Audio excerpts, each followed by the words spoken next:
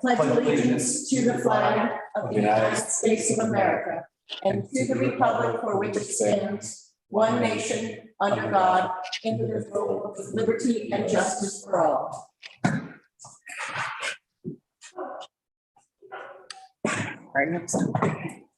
All right. Good evening. Welcome. We are seeing your YouTube. Okay, great. Good evening. Welcome to the regular meeting of the Silverton Board of Trustees on November 22nd. The time is 7:05 p.m. and I call this meeting to order. Roll call, please. Trustee Barella. Here. Trustee Harper. Oh, he froze again. Yes. Trustee Weeder. Trustee Bierma. Trustee George.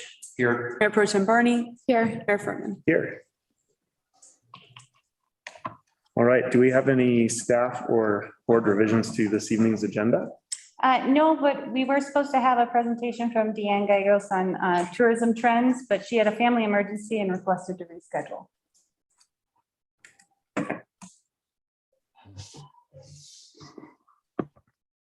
Yeah, no, I was on the phone with her and she's like, oh my God, my dad is calling, and she hung up and then haven't heard from her since. So. Do we need to add anything related to the PAM's recognition agenda, or is that still kind of in process behind the scenes? So that's still in process behind the scenes. And yeah, as soon as we have that next follow-up meeting with all the stakeholders, Cool. we'll put that on the agenda for sure. Okay, great. So then we will move to public comment. We do not have any in-person attendees, so we will look to our virtual attendees. We do have a letter from Albert Hyrick. Okay.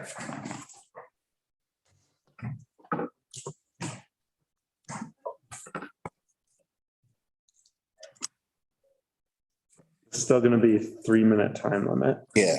So this is a letter sent to town by citizen Albert Hyrick. Can you mute him? And everybody hear me well? Okay. I've been asking for the formation of an ethics committee since this board was elected. Trustee Harper also asked to examine the possibility of an ethics committee. Mayor Furman instructed Paul, our past attorney, to look into it. Paul resigned shortly thereafter. So I am here again to ask that in the RFP and in the interviews, the formation of an ethics committee be included. Here is the suggestion on how to accomplish it. Any full-time residents may put their name in the hat to serve on the ethics committee. It could be 10 to 200. It doesn't matter. When someone in the community files an ethics query with a town attorney, 6 names are randomly drawn from the pool. Adding the town attorney as a legal advisor and an equal voting member of the board, this is your committee of 7. The committee members and the query are published in the paper.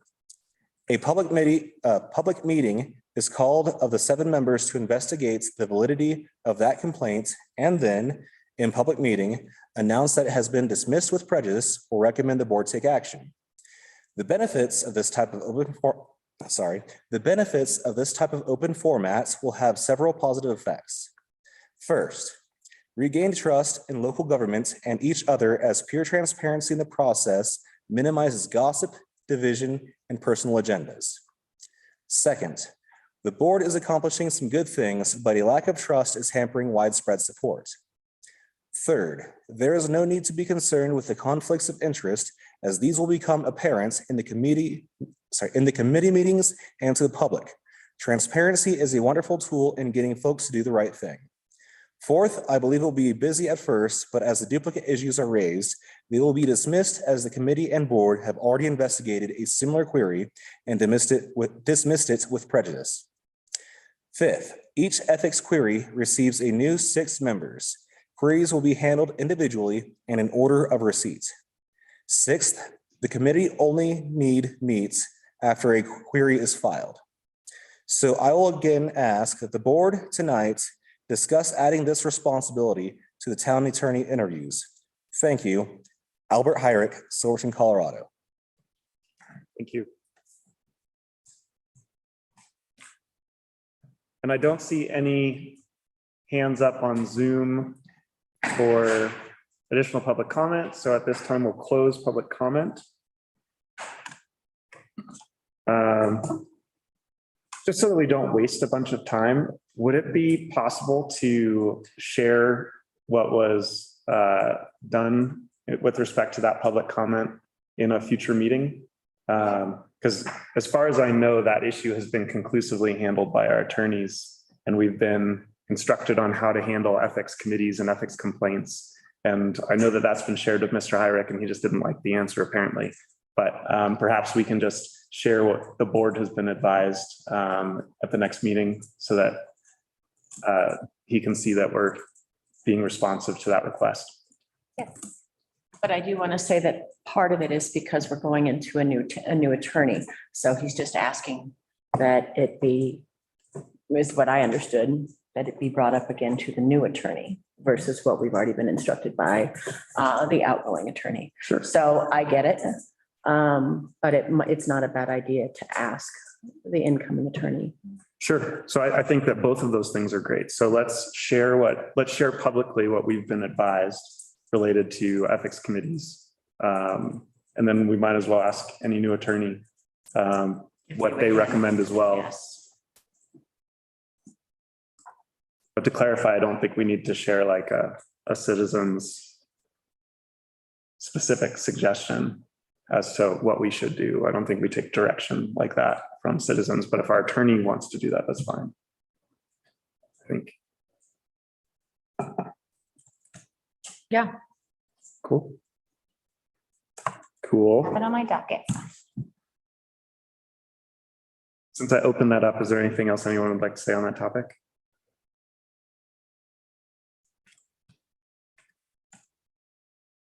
Okay. So we move to new business, item 4A, special consideration to approve fee waiver request for vendor permits for Christmas Bazaar. All right, so since the adoption of the fee waiver reduction policy was recently approved with amendments in the last meeting, I have actually included that in your packet with those amendments. And I'm bringing this fee waiver request to your attention. This is a time of transition with a new policy. And while vendor fees no longer will be waived in the new policy, this request is in line with the Mistletoe Market request that was approved at the last meeting. Since this policy is new, the board can consider granting a one-time vendor permit fee waiver with all future fee waiver requests regarding vendor permits to follow the adopted fee waiver reduction policy.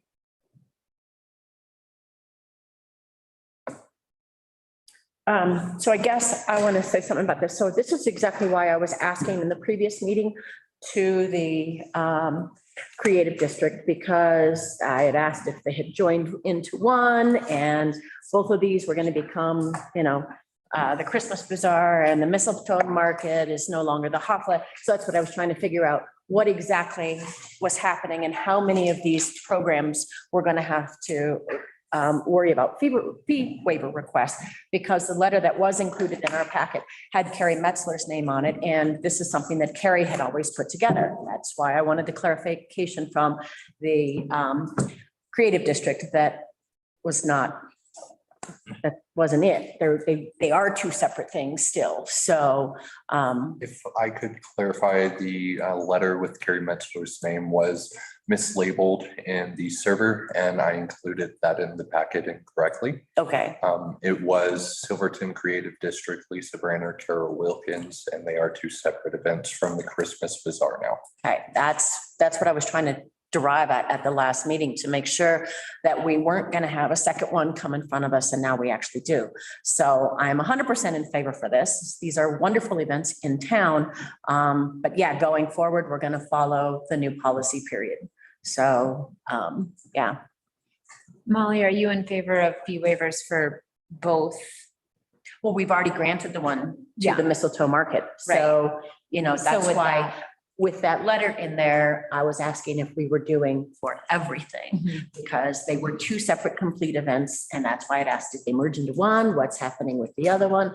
And none of that was really there. So this basically, because we did it for one, you've got to do it for the other one. But after this, it's over. So. And I would remind everyone that it's $50 for the year for a vendor permit and $35 per event. So saving up for next year, maybe try the $50 and you can do multiple events and save yourself some money. Well, and you're right, because this is exactly what I said at the last meeting inside your budget impact. That vendor permit we sell because it's in lieu of collecting taxes. Because if the volume is so low and they don't have sales licenses, so that's the way we make it back for the community. So, yeah. Are we allowed to sanction not paying sales tax? I thought that that was their personal responsibility for whatever they were doing. So if they make enough money that they need to claim taxes on it, that's their issue. That's not a town issue. We're not sanctioning not paying sales tax. Somebody makes $50,000 over there for whatever reason, say. Yeah. They're going to pay sales tax on that, or the. Or they're gonna pay income tax or on it. yeah. Yeah. So, I mean, I don't think we're sanctioning. I feel like what we've documented in our memo so far, saying that this waiver is in lieu of collecting sales tax, we're acknowledging that we're not asking them to pay sales tax or to pay the town or, anything that goes into that 10.4%. So in a way where at least it looks like we're sanctioning not paying sales tax. So I just want to make sure. I don't think that this relates to waiving the permit or not. I support waiving the permit in this instance, but it occurred to me while we were talking. I'm not sure. I can see how it can be construed that way. I don't think I purposely wrote it in that realm. Like that we would do an either or, but this is an option as far as instead of actually getting a business license. And then if you have a business license, then you have to pay. Yep. And you get your That tax license and then so on and so forth. So this is kind of in lieu of both, the business license that would make you pay a sales tax.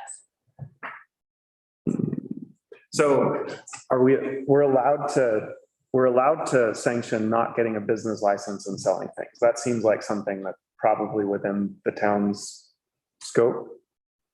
I think that's separate from the sales tax component. Okay. And I think it might be, I don't know. I don't know the answer. I just don't want us to I tend to agree with you. I don't think anybody can tell anybody not to pay taxes. That's just at any level of government. So. Yeah, you can choose not to file if you don't file. Do we have like a certain, is there like a threshold under which you don't need a business license? Like, is it in our code? Does it say like, if you're conducting business and you make more than X dollars, or if it's ongoing for X amount of time, if you hold yourself out to be a certain type of business, you're required, but others aren't? Not that I'm aware of, but I can research like. Well, I know in payroll, anything over $599, then you're required to take out taxes as the employer, or you 1099 them. So I'm assuming it's somewhere within that realm. What are these people making? $100, $150? We're not talking a lot. And most of them are going to take it back and use it as personal income rather than anything else, because most of the time these are handcrafted items. It's not like they're selling, we've never seen it with the vendors that show up for the quilt show. They always come in and purchase their $35 because they're selling far more. Maybe there's sewing machines there that are $10,000 that can be sold off the sales room floor. And those folks always buy their vendors fees, pay them. So I think this is more in the handcrafts area, which in cottage industry, I think that there is, if you look it up in the state of Colorado, cottage industry, you're allowed X amount before you have to get a business license and or I don't know, I think that's what they call it still, is cottage industry, because you're making handcrafts at home and then turning around and selling them.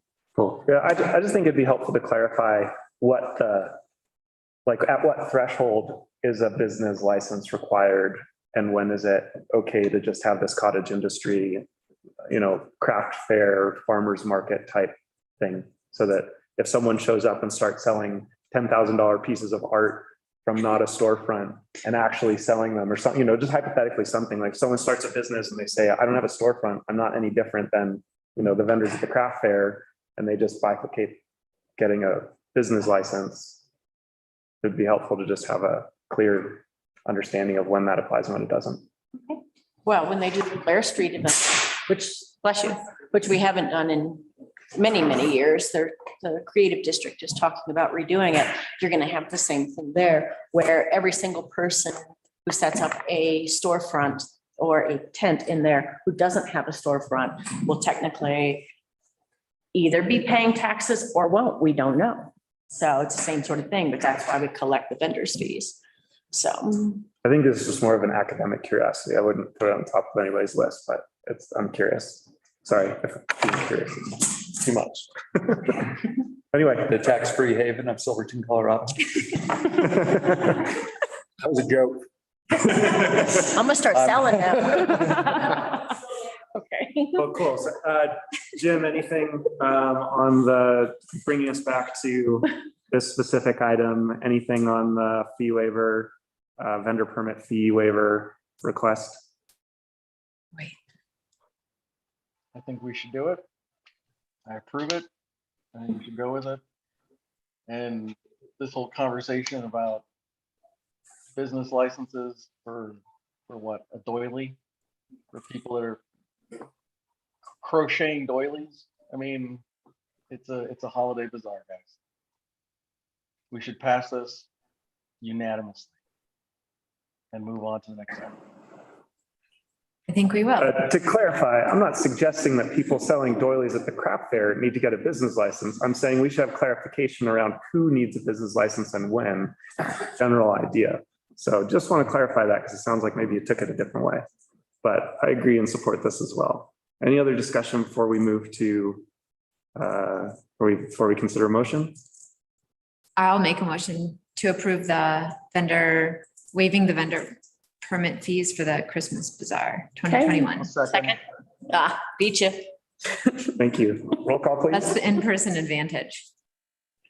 Do I need to still say trustee Uyghur, trustee Bierman's names, even though they're not here? Okay, just making sure. Trustee Barella? Yes. Trustee Harper? Absolutely, yes. Trustee George? Yes. Mayor Pro Tem Barney? Yes. Mayor Furman? Yes. Awesome. Thank you. We'll move along now to new business 4B, consideration to approve special event application for the Silverton Banked Forum. And we have Corey Smith on Zoom here to harness any questions related to his application. And a correction to the application, after speaking with Corey Smith, we have determined that they have their own snowcat and that they have their own operator as well. So an in-kind contribution at this time is not necessary. Okay, I had one thing. It says, will this event have ticket sales and or admission fees? Is it? It'll have admission fees to register to enter the race. Okay, so, but it's not for anybody watching. Correct. That is free to spectate. Okay, so maybe we may need to make a further clarification on our little fill out sheet. Whether, And Corey, does that make sense? Yeah. Yes. Because of the way that reads? sorry, go ahead. Say that again, Molly. So if you look at it, it says Yeah, I this. see it. Uh-huh. Yeah. Okay. So we probably need to make sure that we expand that line just a little bit more. On the new special events application that we're working on and special event policy, and guideline, we are Narrowing it down. everything. Cool, thank you. Corey, it's nice to meet you. I think I remember when you were hooking James Earl up with goggles. Oh, yeah. Yeah, it did. It's been a long time, but it's great to see all you guys. Yeah. Okay. And just to make sure, you know that Kendall opens at 11. Does that work with the event schedule? We can make that work. Yeah, I wasn't aware of that, but I'm hoping that maybe our crew can be up there as early as 9 in case there's last minute things that need to take place, like setting gates, fencing, anything like that. A lot of that stuff should be done the day prior, so we should be ready to go. And with this many competitors, I think we'll have plenty of time if we start at 11 o'clock, so that should be fine. Cool. Well, and it says we request that these runs be closed to the public 2 days prior to the event in order to build that. So on the day of the event, they would be closed to the public to Right. begin with. So you'd only have the opportunity to take the last one as a run. Yeah. Todd's Yeah. been great about when I've had races there, just making it accessible early enough in the morning that you can get things set up. But it would be a bummer to have the event begin at 9 or, a typical hour and then realize that the staff wasn't there ready to go. Yeah, that's a great clarification. I wasn't aware of that, but we can definitely work around that. I think we'll have plenty of time. Our timing system is pretty efficient, so we could even have a person start on course even as the person ahead of them is finishing, so we can get them through there pretty quickly. So I think we'll still have plenty of time if we start at 11. And it looks like Todd's on, but he's been really flexible with that for sure. Okay. But I don't want to speak for you, Todd. Would the chairlift be able to start spinning before 11 in case we needed access to the top of the course to start side slipping or whatever we needed to do for the preparation? Yeah, thanks, Corey. That's what I was going to weigh in on. Typically, when we do special events, town race series, school races, we spin the lift and give the race organizers the access they need as long as we line it out ahead of time. So 8 a.m., 9 a.m., whatever the event needs, I think we can accommodate getting the crew up there as needed. Okay, perfect. Have you guys talked about contingency planning if we don't have a big enough base to build the berms? Can we like farm snow from the medians in town or something like that? Because sometimes like I've drilled courses there, and even in February, we've had sections where there's only like 3 or 4 inches. So I'm just curious if you thought about that. I mean, would you guys be able to bring snow? I mean, that seems pretty labor intensive to bring snow there. I think regardless, we would just work with what we have. And if it's somehow a total dry year and there's like no snow to pull us off, we might just have to pivot on the whole thing and, cancel. But I think just move forward, hoping that we can make work with what we have. I mean, we could scrape snow from elsewhere, to make these berms, but I mean, if you're suggesting bringing snow in, it's interesting. It could work. It Town has crew to has get, certainly helped with that for other events, whether or not they have time. I mean, we do the same thing for ski drawing to build a whole course with jumps in the middle of Blair Street. Yeah.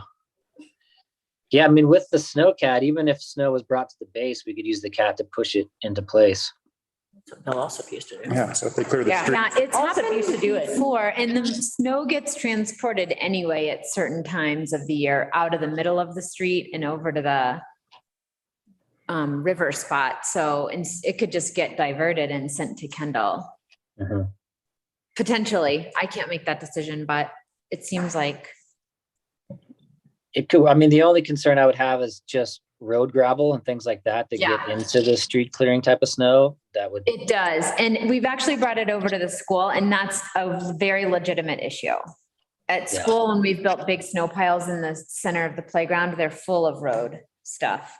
Well, this might be, so it might be interesting to talk with John Seitz and see if maybe early in the year, like the first time that we clear the medians, if we do get early snow, to build the base at Kendall with that snow and then have that be underneath the normally accumulated snow that wouldn't have all that gravel. But that could be an interesting way for us to artificially get a base if we do have snow to be moved, in December. We could also just take it all from Maine, and then you don't have to worry about as much gravel Yeah. in there because you've got the only paved road, and you're going to be dealing with 1% of what you would deal with off of the others, just from debris inside the gutter. So, there's a lot of ways to skin that cat. And it may actually, I mean, we have to transport the snow anyway, and it's closer to drive it to Kendall than to drive it over to the depot. And so that may even be an interesting way for us to just extend the season by having more snow at the base. It's what we used to do. It's not, when Yeah. Gilbert and Bill also did it. Yeah. yeah.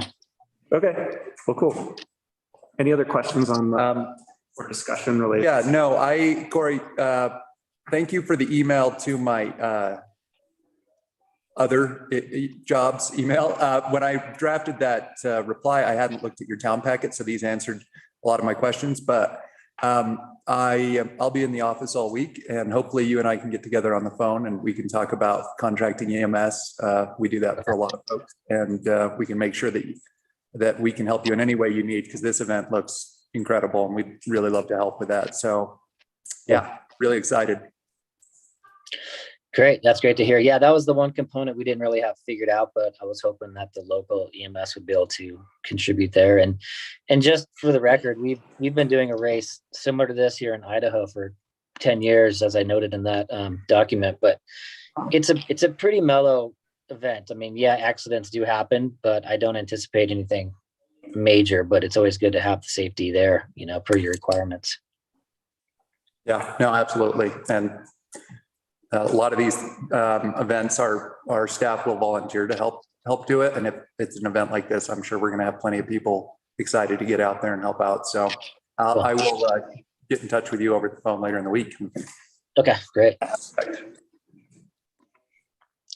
Also, I just wanted to note, and I put it in there, but the whole point of this for me was to raise money for the local school kids that want to snowboard. And I spoke with Kim White today at length about how there is a need for this. And a lot of the kids that do want to snowboard have to come out of pocket to do it. It's not part of the Pee Wee ski program. So in addition to trying to raise money to kind of break that financial barrier for there, we're going to bring a lot of equipment as well that we're going to donate to the school that they'll have access to, that the kids can either check out for the year and then put it back into the pool, or however they want to do it. But we're going to pretty much put that into Kim's hands, how they want to distribute these funds and equipment for the kids. That's awesome. Awesome. That's a huge need, Corey. It's huge. It's been a major barrier in getting kids to snowboard, is getting gear that works and all fits together for kids in their size. And then also, if you know of people who can teach snowboarding, we have a huge need for instructors. Okay. Cool. Well, I think we'll be there for the whole week. So by any means, these kids should come up there and either grab a shovel and help out. And we're happy to take runs with them and show them, give them pointers, whatever it is. But I think the goal really for me is to kind of just start a little snowboard community and the camaraderie that I know is they can have there. And I think that this is a great first step, and hopefully it's an annual event that can kind of take off on its own. Yeah, it sounds great. Okay, so I'd like to make a motion to approve the special event within the incorporated town limits for Idarado Media LLC, February 12th of 2022. Second. Thank you. Roll call, please. Trustee Barella, Yes. trustee Harper, Absolutely, yes. trustee George, Yes. Mayor Pro Tem Barney, Yes. Mayor Furman. Yes. Fantastic. Well, thank you so much for joining us tonight. Thanks, Corey. Great, Corey. Bringing us- Yeah. Thanks, guys. We'll see you soon. Silverton. Hey. All right, new business item 4C, consideration to write a letter of recommendation for the Ouray Ice Park. So the Ouray Ice Park is applying for a grant from Colorado's Office of Economic Development and International Trade, the OEDIT grant, to live stream the UIAA North American Championships and to produce a featured length documentary that encompasses all three events. This was added on Thursday to the agenda. As you can see, that email was shortly before that. So I am waiting for a draft recommendation letter to be sent, but wanted to get this on the agenda so you all can consider it.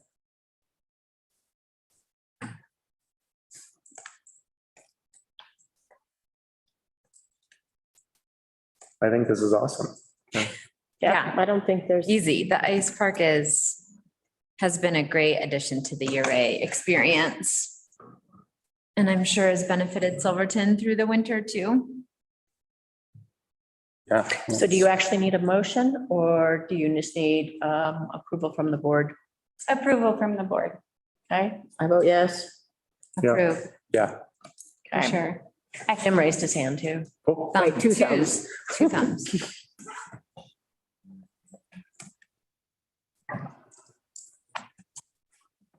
very much. All right. So moving on to the consent agenda, is there anything in there that we need to pull out?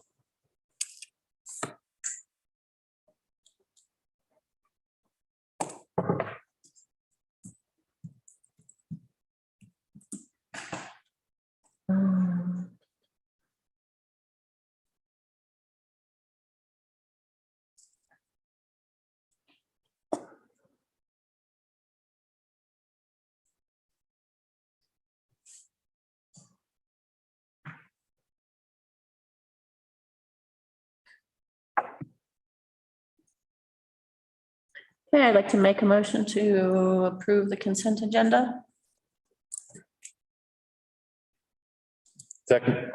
Thank you. Roll call, please. Trustee Barella, Yes. trustee Harper, Yes. trustee George, Yes. Mayor Pro Tem Barney, Yes. Mayor Furman. Yes. Great. So moving along to staff reports. Okay, first, I would like to confirm the December meeting schedule with you all. So traditionally, there's only been one meeting in December, or at least for the last couple of years. So I just would like to confirm with you all how many meetings we will have in December. Nice. Let's do that. How many would you like to have? I want to, but I understand if you guys don't.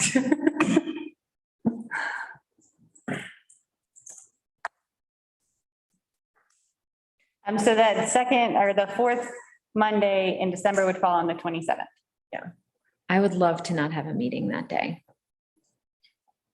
Yeah, and that's most of the problem, was it was people that were out of town. What, are there things that, I mean, will our meeting on the 13th just be tremendously long? If we're trying to get everything in for here, or is there a need for two meetings? So our meeting on the 13th will be budget focused with a couple of event applications as well. So that's what we have on the docket right now. So I'm hoping it's not going to be too large. And I'm trying to push some stuff towards January, but we'll be budget focused on the 13th.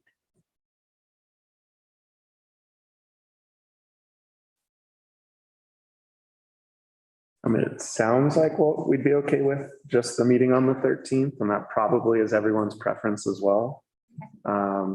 If, when we're putting together the agenda for the meeting on the 13th, it looks unbearable and necessary items that need to happen before the 31st, then I think we should talk about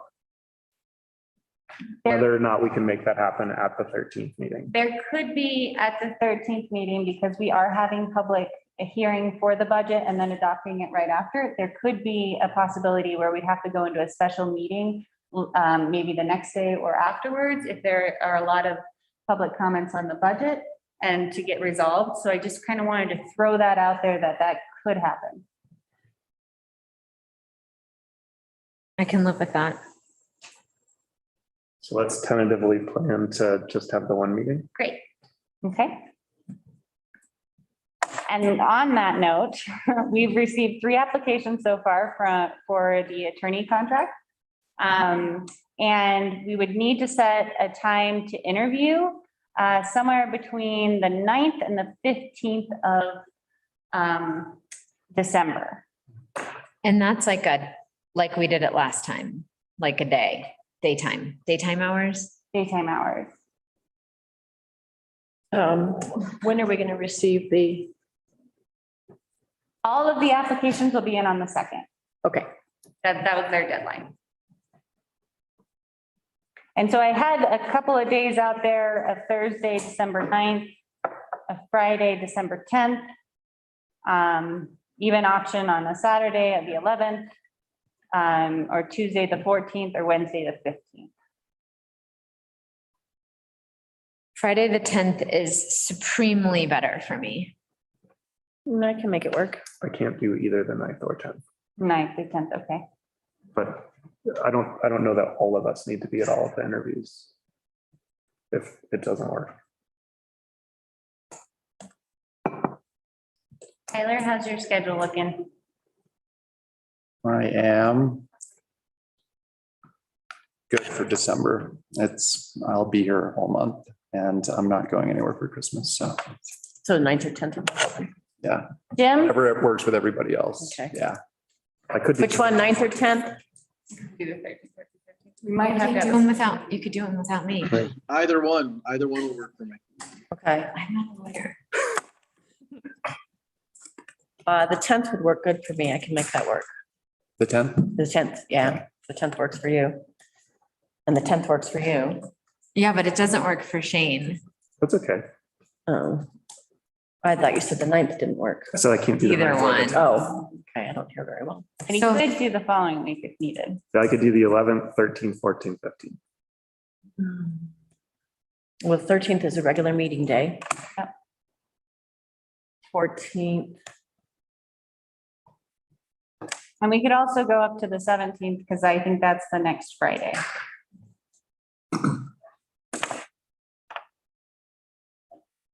I guess let's also, 20th. do you want to just plan on doing it the 10th since, No, Before plan on them can doing it do the it? 13th or the 14th. but then we also need to find out Jess and yeah, but the 13th is a regular meeting day. Jordan's. So we Oh, would right. go, we would go to That's too much. interviews all day and then go into Yeah. a regular meeting? Yeah. No, Yeah. we got that 14th. before. It's not- yeah, it's not fun. On into the long regular meeting, yeah. Oh, gosh.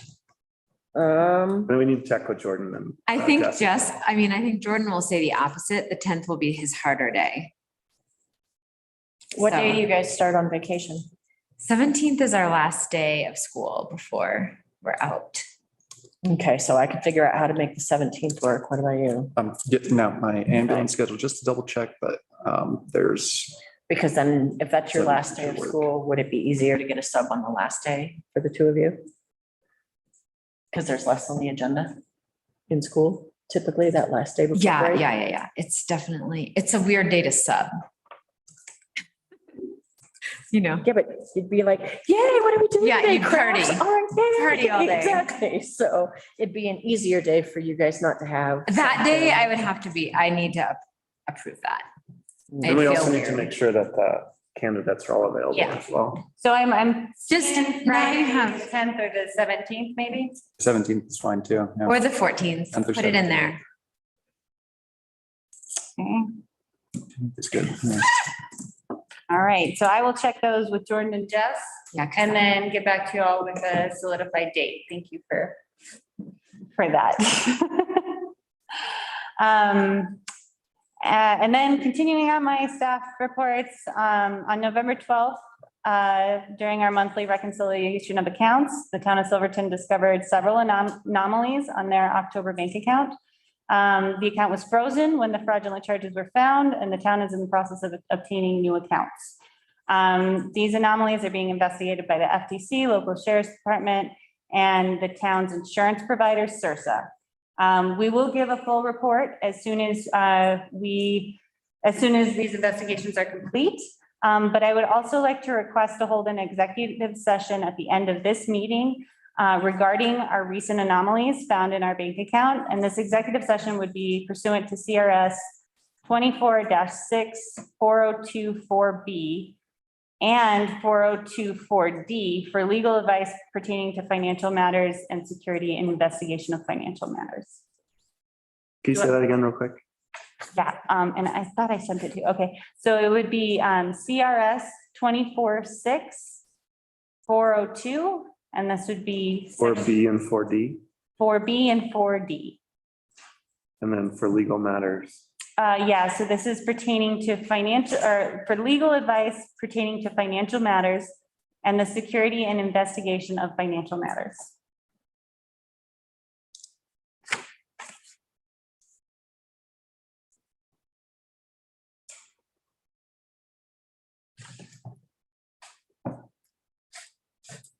Okay, Are you all in agreement that we can do an executive session at the end of this meeting?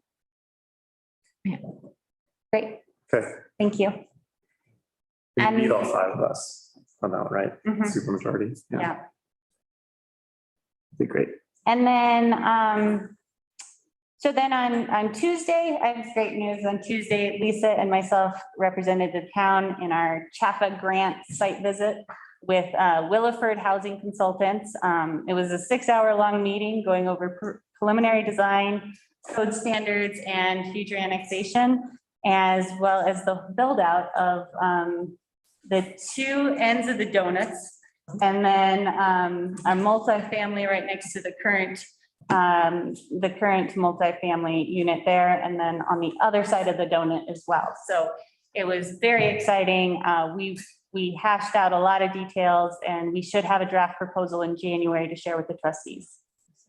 So they are working with our timeline and also working with us to prep for our Department of Housing application, which will follow this for that gap funding. So that's my report.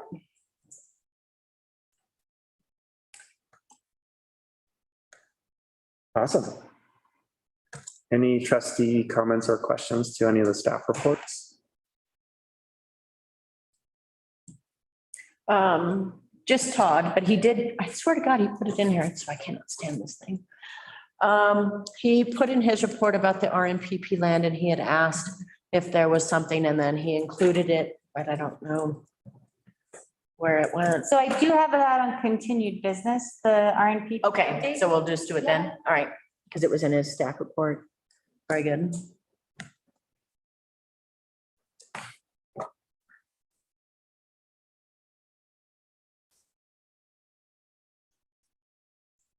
Okay.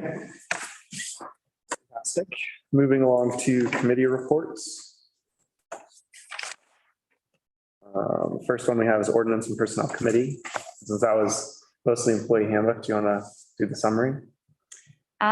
Sure. We went over kind of some of the changes that we're proposing in the employee handbook. So it was last written in 2008, and we are updating it. I just got the first draft done last week, so it has a lot of tweaks, I feel like, before I present it, but I think we're on track to have it done before February. Okay, do we need to meet on it again to review? Yes, so I'm going to ask another meeting of the Ordinance and Personnel Committee to convene in very early January, if possible. So I'll be emailing that out to the Ordinance and Personnel Committee. Great. And then we also talked about the tobacco update to the code. Yes, and we'll actually, I just met with them today, and we are going to have them present at the Ordinance and Personnel Committee on a draft ordinance so that you all can review it before it comes before the trustees. Great. Cool. Then Kendall Committee.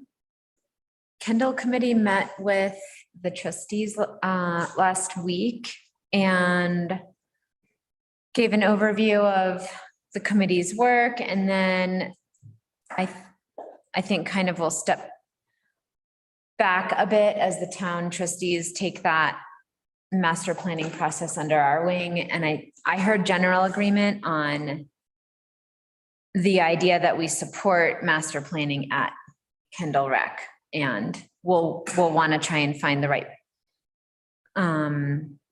consultant to work with moving forward, but that it's definitely a resource and an amenity for the community, and proper planning will take care of it in the future. So I think we probably want to, and Gloria and I chatted earlier today about circling back as just trustees to determine the direction for that master planning process. And so I would love to request a work session be scheduled with the trustees on continuing the conversation with Kendall and getting clear direction for staff on how to move forward. My thought was staff could draft a request for proposal to a consulting firm, and then interested in helping us in completing the master plan for Kendall. And then during the work session, we could revise that to meet what the trustees agree upon.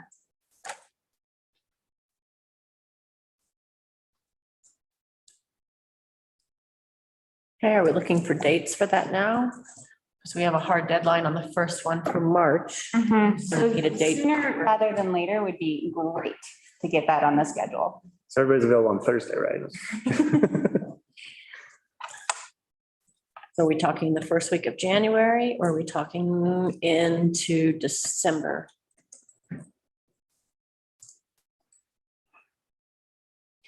Gloria, how much time do you think we would want to allot for that? So if we could get it hashed out before, I think, February 1st, that way we would make sure that we get all the requests for proposals. We leave that out for about 3 weeks and bring that back into if we could get it done, I think we could do it early January. But if we could do it sooner, that I think would be better, but early January at the latest. Well, if we wanted it done by February 1st, and 3 weeks out for proposal, we'd have to have the meeting sometime the week of the 8th, the 2nd through the 8th. Monday, the 3rd is good for me. Yeah, Me too. Tyler? Yes. Jim? Monday, the 3rd of January. Like a 6 to 7 or a 7 to 8 type of situation? Would anyone be okay with the 6 to 7? Jess is usually the one who Okay. has an issue with the earlier time, but I'm not sure if that same constraint exists in the winter for him. Tentatively set it for 7 to 8, and if I can't get it earlier, I'll try to do that. Does that sound okay? Great. Okay. January 3rd. January 3rd, yes. Okay, Thank you. thank you. Great, thanks. And then the finance committee, we met this morning. We went over the reduction in the budget and what else did we have on there? We had a few issues with the water bills and the sewer bills that have not gone out right since 2017. So everybody's just been getting that freebie, just take that, just take it and run. And what they should have been with that resolution that was adopted in 2017 and the impact that it will have on the budget moving forward and what rate increases we will need to see. And then come on, what were we calling it? The senior rate reduction, that'll come back in front of the board after a draft is ready, because it exists and then it doesn't exist. And then somebody made a decision not to have it, even though it exists in documents that I actually supplied Gloria, that it had passed a long time ago. And then somebody just literally tore a page out and said, oh, it doesn't exist anymore. So, yeah. So we're going to make sure it exists and exactly how it's worded and moving forward with the criteria for that. And then we went over the current budget that is all in our packets. And Gloria has put together a wonderful draft narrative. And then we were also discussing how on the, what is this called? It's a revenue in comparison to the budget. We were actually going to change one line in this item that we received from Cassell. And so when you see the word budget in here, it's going to be the total percentage of the overall budget versus just the month that it's in. So the longer one would be on those large spreadsheets that are produced where it would actually show month over month. Rather than in here, because it does, you're right, if you just looked at this, you'd be like, well, you haven't expended anything this month, or how could you only budget, $3,000 when the total line item is, $150,000. So, and it's because it's a little confusing because it's just looking at that 1 month rather than the whole time period. So that's a change that Matthew will be working on here very soon, but it will be on the spreadsheet if we need it, more or less, that you could go month by month to see which months we have the biggest shortfalls financially. And I think that's it. What else did we discuss? That's a lot, and then just the sales tax. Oh, yeah, and then the sales tax. Everybody should have gotten that in their packet. And where we're at, and don't forget, it's always 2 months in arrears, so what just came in for November was actually collected in September. So it's, I don't know, does everybody see that page? Okay. Did you include the other one that we got from Willie? Oh, the local versus remote. Yeah, I don't think in this one I did. wasn't in the packet? finance. packet. Okay, yeah. Yeah, it's published online. That might be something that we throw in at the end of the year, so you guys can all see. This is something that we've been trying to work on for well over a year, but somehow, I don't know, Willie and John Ryder had first started working on it, and then it's such privileged information that you just can't give it out and look at it. So I don't know how they figured out how to delineate it down, but I knew it would come eventually. And so it shows the remote transactions that come in from anything that's purchased online versus what is actually collected in person. So maybe if we can get a 12-month end of the year to put in to next month's, or even January, the first week of January, or second meeting of January would show the entire fiscal year. So that way you can see everybody's, because it is very telling. Mhm. It is very telling. Down. Yeah. Yeah, So, that'd which be is great. wonderful and forthcoming to show just that ratio and how much of an upswing it's been, especially from COVID. Mhm. So. Okay, so then now we've covered everything, right? Okay, unless Jim can think of anything. Okay. Thank you, Molly.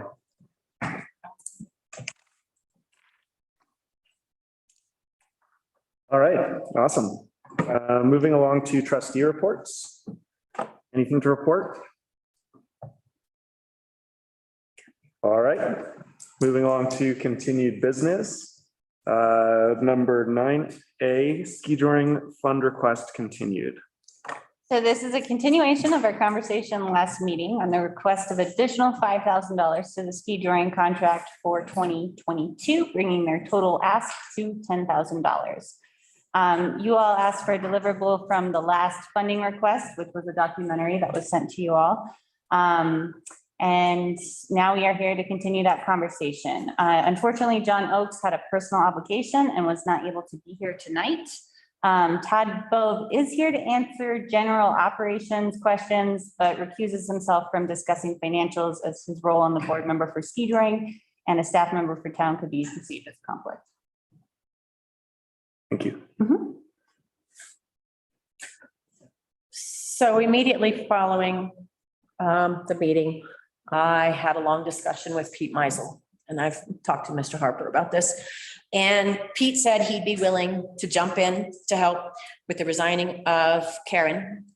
Pete said he was going to reach out and talk to the other people that helped him for years until a new board could be derived at and to figure this out. And I had put it to Pete that I'm okay.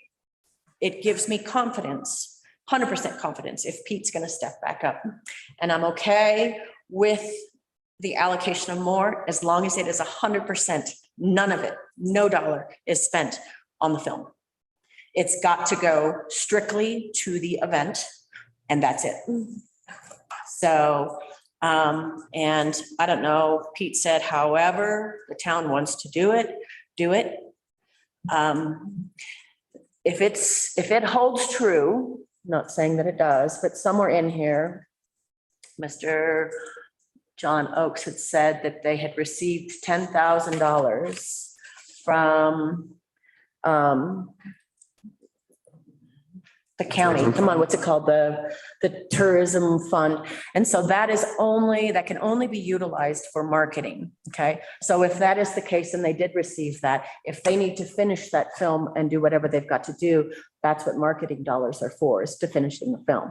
The town's money, if we can control it and make sure that, I don't care if we have to write the checks or, whatever it takes to oversee the fact that it doesn't go to finishing a film. Because we still don't even have an answer if we have any rights to it, even though we put in $5,000 worth to it. But somewhere in here, in this contract, it talks about trademark and copyrights and intellectual property. Which includes any marks of the town of Silverton, but that's just talking about like our logo. It's not actually talking about the content of this film. So, I don't know, the first 5 minutes, if everybody watched all of that, I think that would be a perfect marketing tool if we could extract those first 5 minutes and use that. After the music video? The music video, because that included all the scenes from past ski journeys. And I thought, well, there you go, there's our marketing tool. And then the documentary can be owned by whomever, but if we could extract those, I mean, it doesn't matter, I was just giving an example. So if we could just extract that and say that that is the content then that our $5,000 helped produce, and we can start using that immediately to start marketing and getting it out on, YouTube channels and, Facebook posts or Instagram posts or whatever to really start promoting this event. Pete was very much in agreement and, he started it. He doesn't want to let it go. He doesn't want to see it fall by the wayside. And it's really unfortunate that this fell apart after only 2 years under new direction. So we need to, I don't know. I have confidence. That's all I can say. If Pete's willing to step up, I have 100% confidence that we will have an amazing ski touring this year.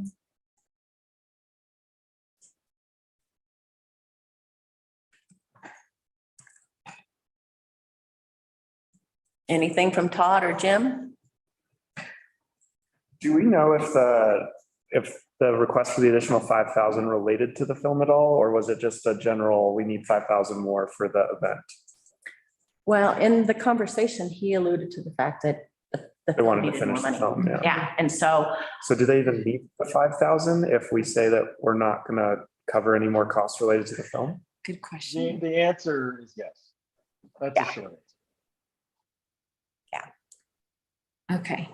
And is that just because there's less support this year than there has been in the past, because there isn't as much bandwidth by the board to do the fundraising that they've done in the past? Correct. Yeah, I think. Yeah. That's what he had said last meeting.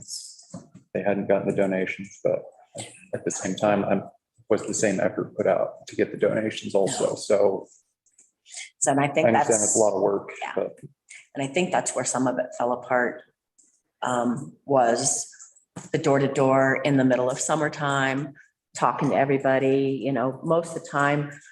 This is what Pete had told me, that they had 100% of the donations secured and everybody's pledged by December 15th. So to just start in the middle of November was way behind the 8 ball. So. Jim, do you know if there's been any progress on fundraising above the $2,800 that was in the budget presented at the last meeting? I believe there has been progress made in both Durango and other municipalities. There is a meeting scheduled for tomorrow, so I will have more information by then. Awesome. Todd, are you able to quantify the cost to the town of the in-kind contributions that we provide? The majority of those contributions are typically in course building. I believe John Seitz has better record of that. I have access to that information. I'd have to find it on the server. But John has attempted to quantify that number in the past as accurately as possible, but it's typically staff and machine time more than anything. I guess I don't want to ask you to guess, but I'm trying to just wrap my head around, like, is it like 5,000, 10,000, 15,000, 30,000? Yeah. Todd, I was able to find a copy of 2018 ski touring public work cost estimate. 8,000. Okay. Okay. And actuals will take just a little bit longer to find. I think that ballpark is good enough for what I was trying to understand. So, but Yeah. does that become the point that it also becomes a quote town event? Does that make sense? Even though it's Silverton ski touring, it could be Silverton ski touring town of Silverton ski touring, you know what I mean? Because then the town can actually take that bit of ownership of it because they've got more invested than anything. It's not just a group. I don't know. Does that make sense? Yeah, I know. I've Yeah, been it does. having I've been wondering about that too, Molly. It's so much work. I think on all the ends of it, it's so much work for an organization. It's so much work for the town of Silverton. It seemed like this structure, if it can work, if the ski touring organization can be a healthy group of people that have the bandwidth to do an incredible amount of work, and then the town of Silverton can pitch in with the in-kind, that's a really good, that seems like a good match. Unless, one entity or the other doesn't have the bandwidth for it. Which Well, I seems think- like where we are I now. think Uray County became Uray County Ski Touring. It's not Right. like an independent organization anymore. As soon as they got it started, they kind of merged all of that to make it, because it is so much. But it is our 4th of July of the wintertime. So it's what brings people here. No matter what, the town is packed. So, Yeah, it is an awesome event in Silverton. and it's that off season where we need it more than anything. But I want to make sure that if we do this, the doling out of these funds are strictly used to create this event rather than to create the finishing of a film, a documentary. Yeah, and based on the conversation you had with us at the last meeting, I thought a lot of what they needed to finish the film was just footage. So by us helping them put on the event, maybe it does help them finish the Sure. film without us Touching anything. giving Yeah, them money directly to for do the it. film. I would hope. I hope. Does the town fund any events other than 4th of July in the volume of 18,000 or more dollars? Not that I can think of the top of my head. And it would be on the top of my head if I could think of it. Yeah, they- So no, and another way we could ensure that it's being spent right is invoice based. So they invoice us and then we can reimburse. That's another option if you wanted to make sure where the funds were going. I mean, it's more than, even if you factor in, if you add another $8,000 to their total budget to make it $57,000, if you were to actually quantify an $8,000 town in kind contribution, like we're still over 30% of their total budget of what we're providing, which that's a lot. Yeah, well, I would say that this would be the only year that the 10 would be available. That's what I was thinking. This would be such I a, would not change the contract. if this was a tighter year or if we had a different economic landscape, I can't imagine having this conversation, and then Yeah. ski touring would not be a sustainable event for us. And I think, it is so important, I think, to the winter enthusiasm, to the winter economy, to just, I think, the spirit of Silverton in the winter. It's hard to imagine, now that Pete's done it for so many years, it's hard to imagine really not Having it. And I think it's such a good fit for us on so many levels. And I just wonder, how can, they're in a bind right now and maybe a little bit behind the curve, and we're in a good position, which is nice, but it's just not really a sustainable position for us, nor is it a good idea for ski touring itself to be in this position year after year. So I just wonder how we can make a decision tonight that moves this towards a more, self-sustaining event. And an organization that's healthy enough to kind of come up with some strategies for execution in the future. And I agree with you, Molly. I think the movie detracts from that energy. It takes away from what we can Yep, from what we do to keep it a sustaining event. Todd, did you have your hand up before?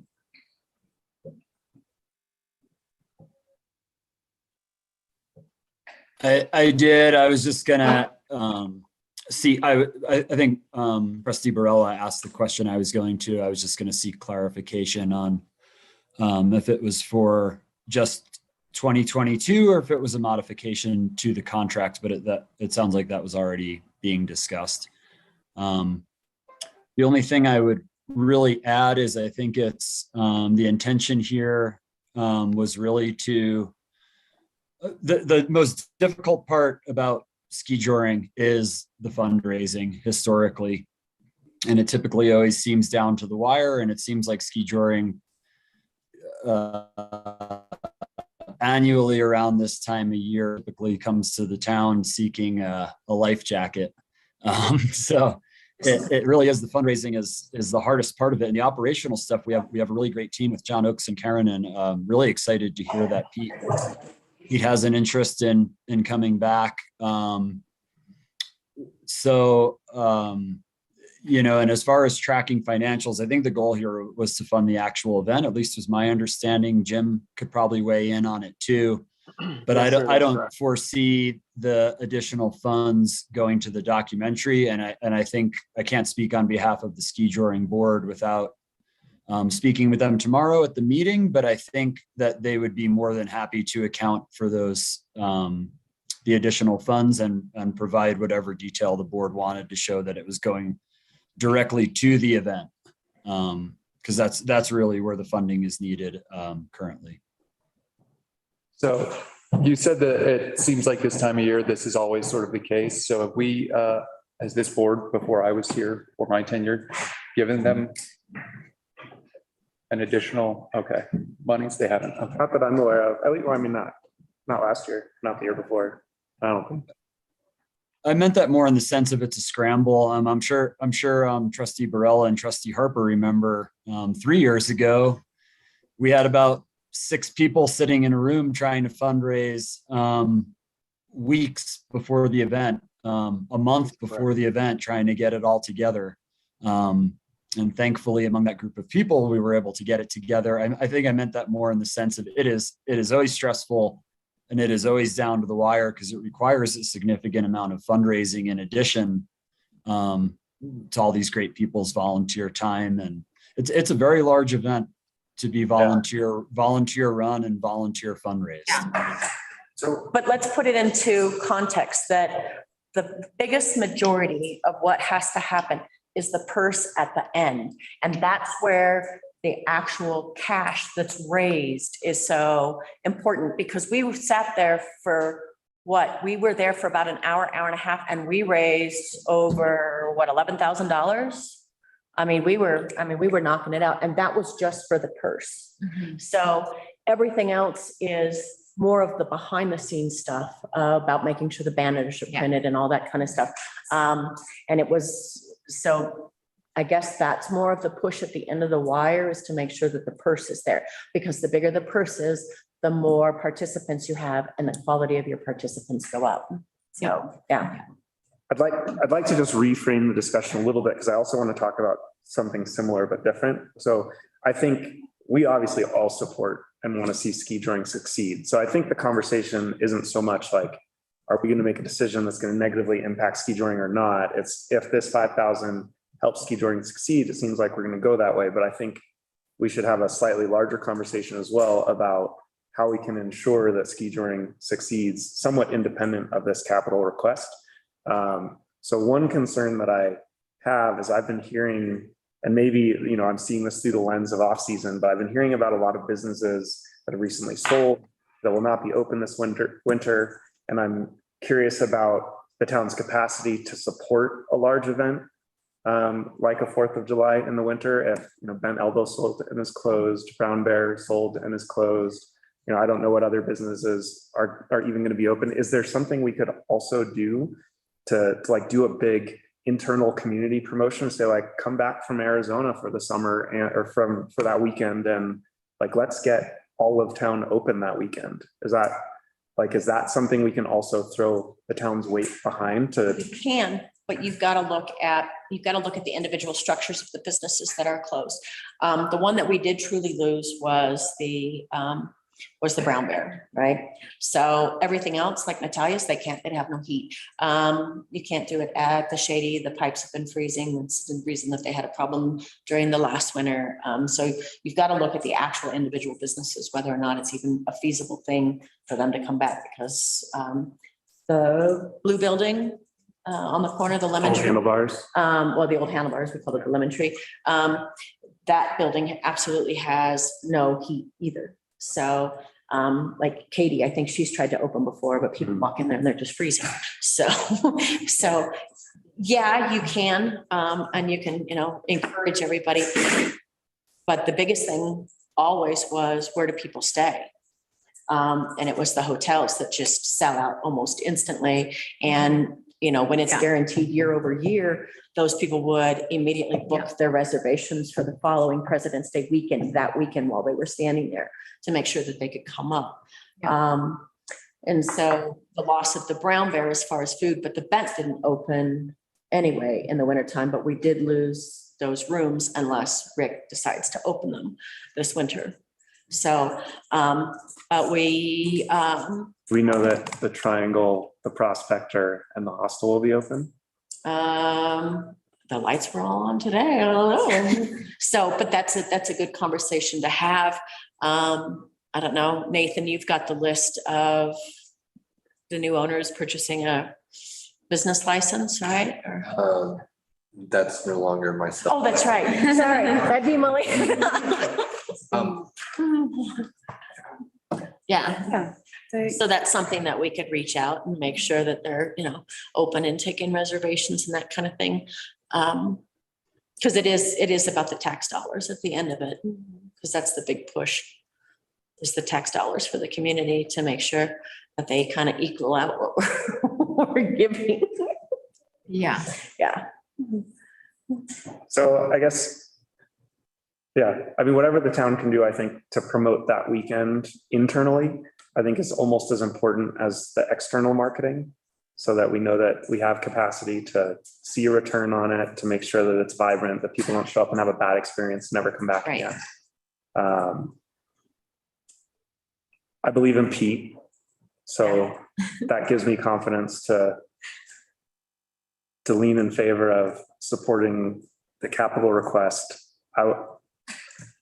I think that in addition to maybe doing this as reimbursable, maybe we'd want to designate like R5 just goes to the purse, or This or it's the 5, you last mean? 5. This Yeah, five. This 5, because there's also the other 5 that's contractual. right. So, and that one, sponsorship fees, let's see, provide additional support for labor assets.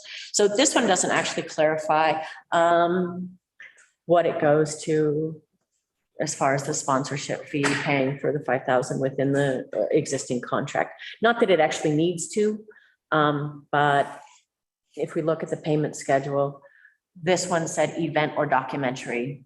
And then immediately following the execution of this agreement. And then the next thing was on or before November 1st for the 2022. So we cut that check? No, we have not. Okay, just because we knew this was coming at us. Okay, so I would say cut the first check for the first 5 because it's already contractual. And then I like the idea of saying the second one can only be used for this. So I'm open to like. Oh, but I like conversation about- that's But I like. that's what I'm it goes talking to about. First, or it's the very last 5. Yeah. And we get receipts, or. I was gonna throw something else on top of that, and I'm not attached to this at all, but I wondered if it's like a matching grant situation where, because I think fundraising is the hardest part of any nonprofit organization, hands down. It's really hard to call and ask for money. Can this be used as like leverage in a fundraising effort where in the last ditch month or so of reaching out, those calls go out saying like, we have $5,000 of matching money. If you can. For every dollar that goes. For every dollar. Dollar up to 5,000. Yeah. To leverage that and help the organization raise more money. I don't know if that adds to the complexity or stress or if it helps, but. Jim, from where you're sitting, is it better to have the 5,000 locked in by the town? Or to be able to tell people that the town will contribute a matching dollar for every dollar raised up to 5,000? That's a great question. Thank you. I could say in all sincerity that having it locked in would relieve some of that pressure from the remaining members of the board. We'll have to go out and fundraise over the next couple of weeks in order to get all these funds together for the purse and for the event in total. This is, Todd's right, and I've been holding my tongue and just listening. And Sally, you said the same thing. Fundraising is the most difficult part, especially right now. We're in winter. It's already upon us, and this is the time of year when people want to close that wallet just that much tighter so they can hold on until the beginning of the next season. Every little bit helps, and this money will go towards the event. It will not go towards anything else, and I'll make that point very, very clear tomorrow in the meeting. Todd will be there.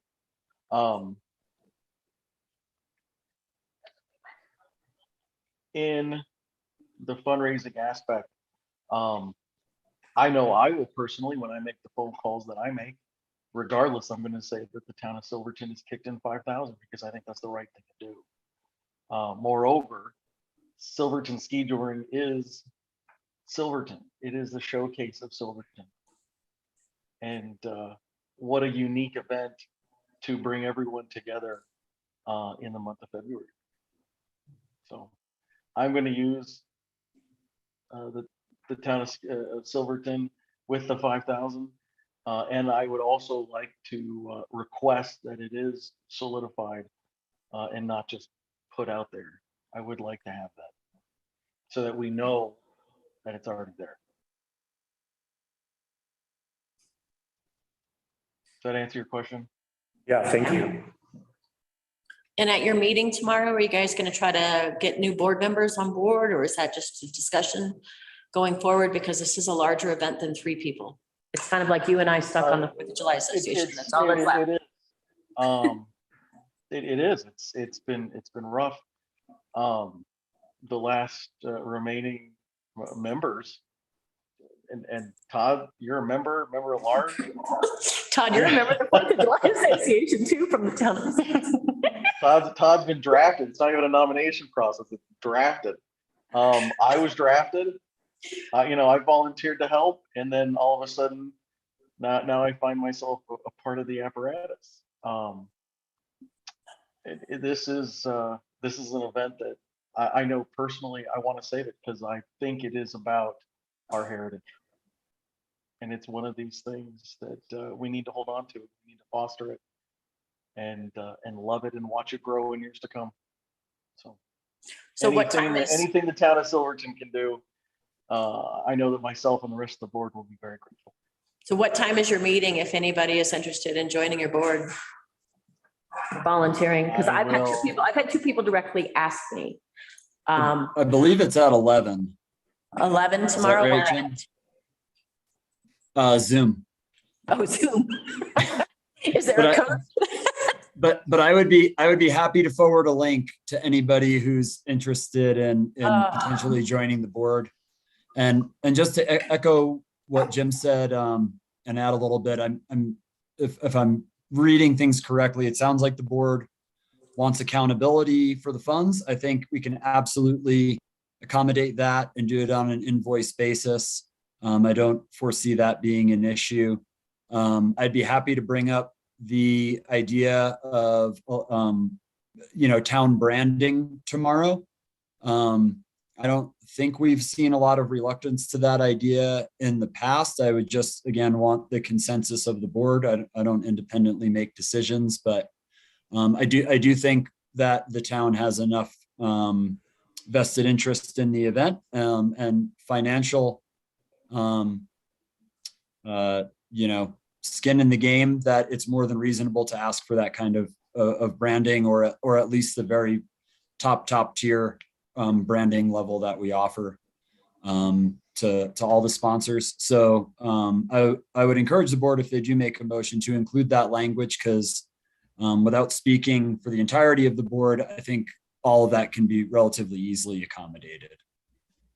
Okay, well, so it is partially in the contract, but it says will be included in most of the Silverton ski touring and marketing and advertising under media and interactive. So I guess the whole point is that if the town is going to be the top tier donor, that it should not just say most, it should say all for the current year, and figure out how to use that music video, 5 minutes or whatever time frame it was, to start becoming a massive marketing tool to get it out there. So I'm a little concerned. Are we gonna be talking about this next year also? And are we gonna be having to give another $5,000, and if we set a precedent? Tyler, I think that's a great question. They're gonna say, well, you did it last year. they did it last year, so maybe we can rely on them again. And so that's my concern. I mean, it's a unique event. I don't think anybody can say that there's been a bigger winter event in Silverton. I know when I was running a bar and restaurant, I could not believe it. So because of that sort of, the economic boon that it brings to the town, it is unique, but it would also concern me if there were other events then that would say, well, you've done this for, this event. And so I don't know if we're setting a precedent by doing this. I want to see ski touring. It's one of my favorite events, but we also need to make sure that we're not doing the same thing next year or for another special event. Jim, before you respond, maybe you can include this in your response. I wondered if we could just go ahead and set like a debrief date now where the ski touring committee, our organization, can come meet with us like immediately following this year's event, so that it doesn't pass for a whole year and potentially gets at some of what Tyler is talking about. I think that's very smart. And absolutely, I think the debrief and including the public and including all of us trustees would be beneficial to us all. Moreover, I'd like to request, not to put more on Miss Gloria's plate, but I would like to request what tax revenue comes in year over year with regards to the event of ski touring, because I know it is a benefit to the community.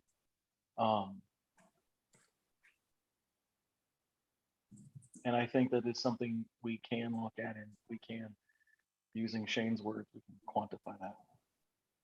Thank you. Yes. And right back at you to I think for this to be a super successful event, it would be helpful to at least consider supplemental food vendors, evening activities, like an art fair. I don't know what else. I know that in years past, there's the excitement of the horses walking around town and the crowds gathering on Blair Street, but then Green Street's super quiet, and depending on what the weather's doing, there isn't anything to necessarily keep people outside that aren't the hardcore ones. A lot of people will come and watch it for 20, 30 minutes, and then they're cold and they go somewhere else. It'd be cool if we had a way to divert them to other activities and spaces, to really make it a town-wide thing, and not just a Blair Street thing. And I think that experience could get to the level of uniqueness that, it would just be more successful in the future. Well, and prior to COVID, the chamber, we always did the lantern lighting on that Sunday because it's President's Day. Because it's President's Day. So everybody was off the following Monday, and we were trying to hold the people into the community. Yes. I have spoken with Deanne Gallegos with the chamber about the flurries and flames. We are in the process of working white out the now approved slalom race as well as snowscapes. So every weekend in February, we have an event, and we could see about extending to skijoring. That way, every weekend's not packed full. We do spread that out. to include skijoring weekend as well. Yeah, some possible other, especially for small kids over at Kendall, something like that. That's a good, well, our problem is we get spread too thin. Because we're only, I mean, in the summertime, we have enough people to help with a lot of this, but in the wintertime, you're looking at it, right? Okay, so Matt, you better really figure out how to start, you're gonna get out that shovel, Melina, just be ready, no, okay. I mean, this So, sounds like a really um, good like combo well, and we've tried it. with Silverton Strong and Dana Cranker, and maybe she could be working alongside the ski drawing board for the other community. Figure out some other events. So that the ski drawing board can just focus on the event itself. I don't want to volunteer great someone who's idea. not here for something, I but would say she does. But welcome to Silverton. With Dana Silverton Strong, and she did express that she wanted it to be focused on locals. So Got it. that's just, I just wanted to throw that one out there, because when I asked her well, maybe about that's an interesting the way. 4th of July committee and stuff like that, she was like, I just want to be focused on local events for locals. So just wanted to throw that one Okay. out there. So, Fair. because that's what the chamber always did.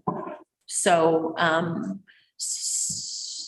But maybe there's a, I don't know, I'm thinking about how like all these events, like they're really, like a lot of the locals go and hide during our busy times, like maybe Silverton Strong can figure out a way to integrate the locals into these events instead of us running away. The other scheduling thing about ski drawing this year is, I'm assuming it's on President's Day weekend. Is that Always. the case? Yeah, okay.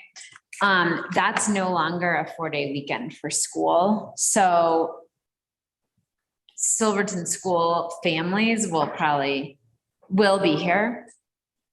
And so maybe there is a connection, maybe it is more of a local, attraction. so you were saying they were off on Friday as well as Monday?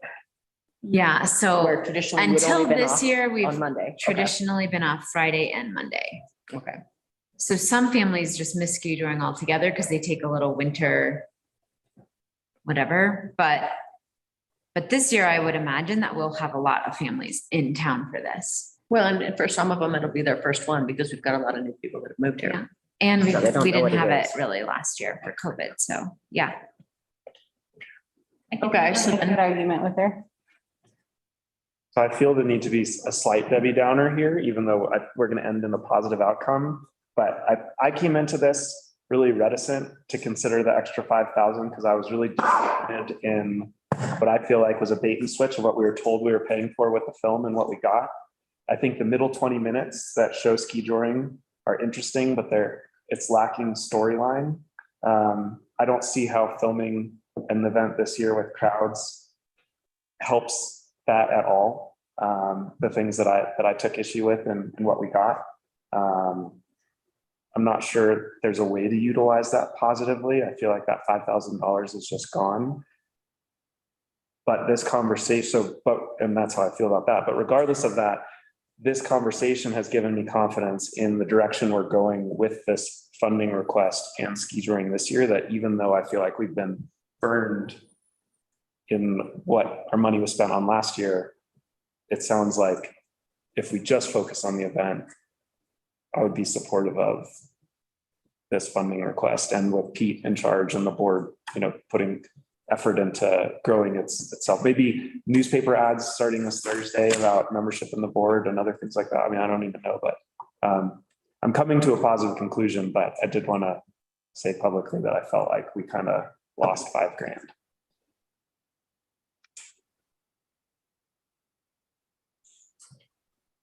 I'm not gonna say anything.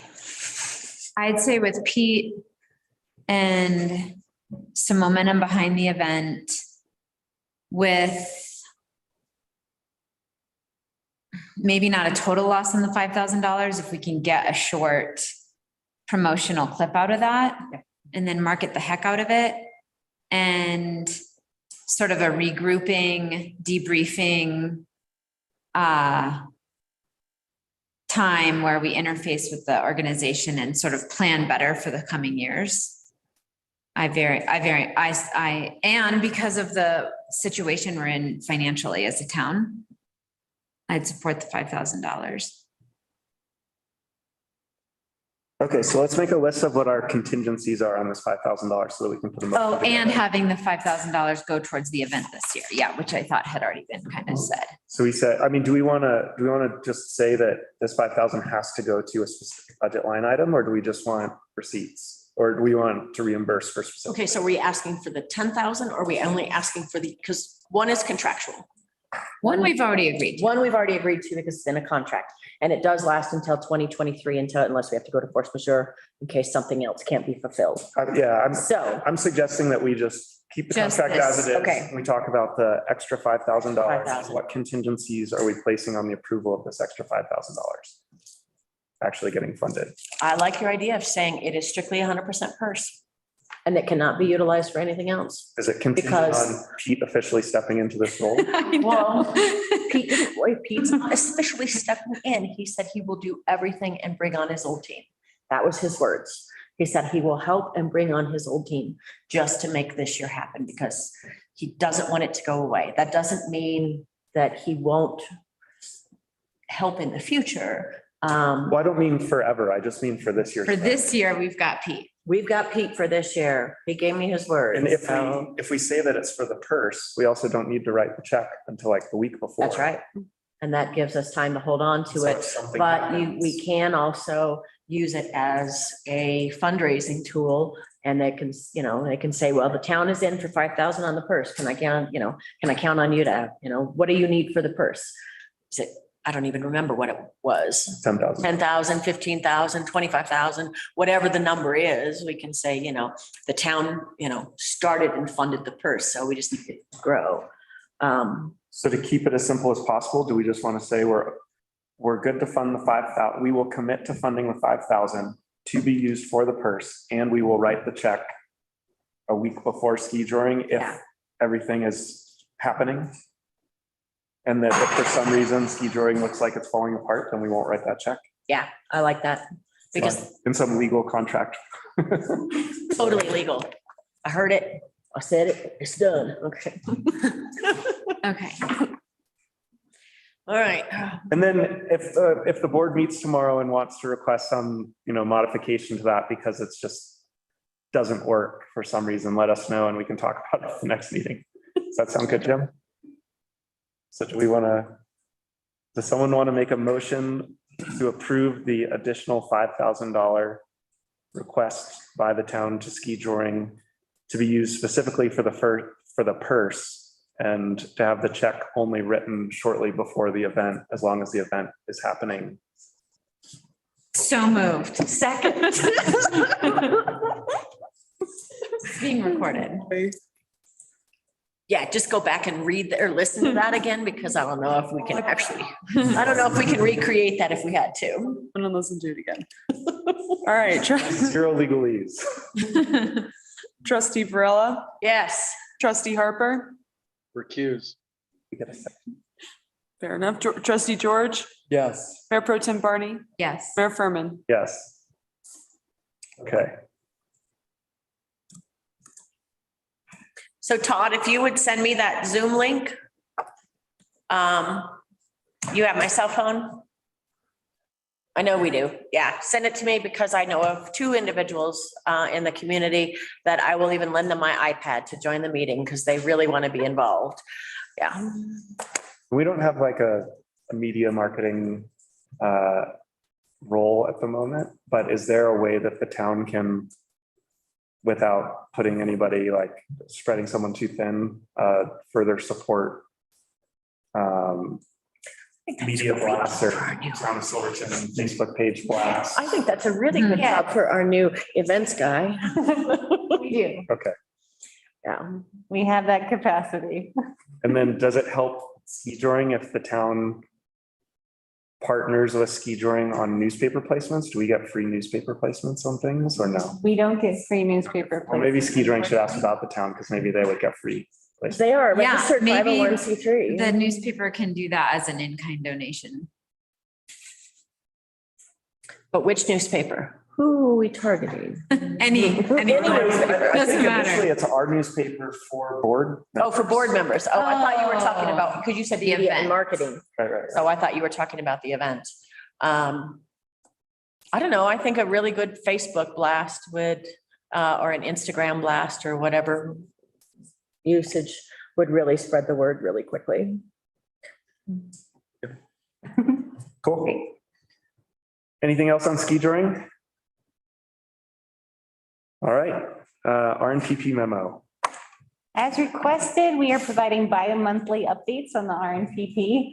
So this is your bi-monthly update. The status is pretty much the same as September update with the addition of the abandoned mine lands program finishing cleanup works at the Mighty Monarch drainage and the Addit and Lackawanna Mill tailing sites this fall.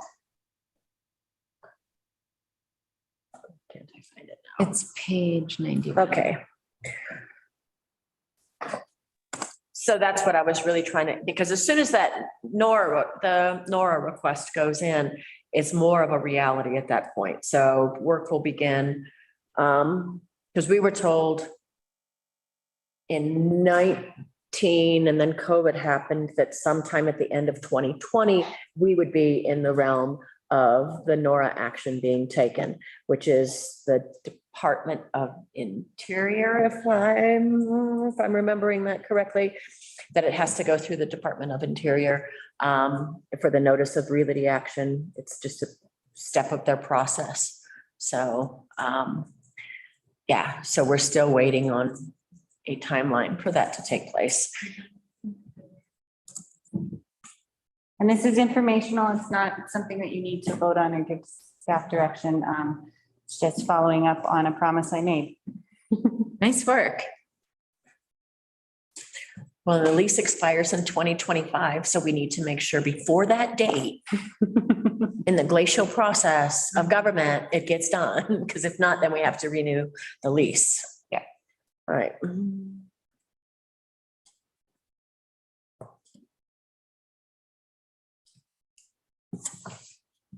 How long does it take to renew the lease? Do we know? 2 years? It can take up to 2 years, but you already have an existing lease, so it So could we'd have take, to start in like 23. yeah, if we don't. We put a little calendar reminder. I mean, we'll be here until 24, so. Hopefully we. Good call. Okay. Anything else on the RNPP?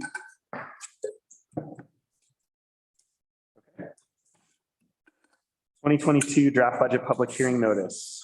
All right, so the public hearing for the 2022 budget will be held on December 13th at 7 PM during our regular scheduled meeting. Public can submit comments to me prior to this meeting, and they will be considered at the meeting. Final adoption of the budget will also be on December 13th following the hearing. So if something comes up during the public hearing, we would need to schedule a special meeting that Tuesday or Wednesday to adopt the 2022 budget. Timelines didn't work out for me like I thought they would this year. Ideally, I would like to have these two separate meetings. This did not happen this year, so I wanted to kind of give you all the heads up on that one. The draft budget and narrative is available in the packet, in tonight's packet, online, or you can request a copy at Town Hall.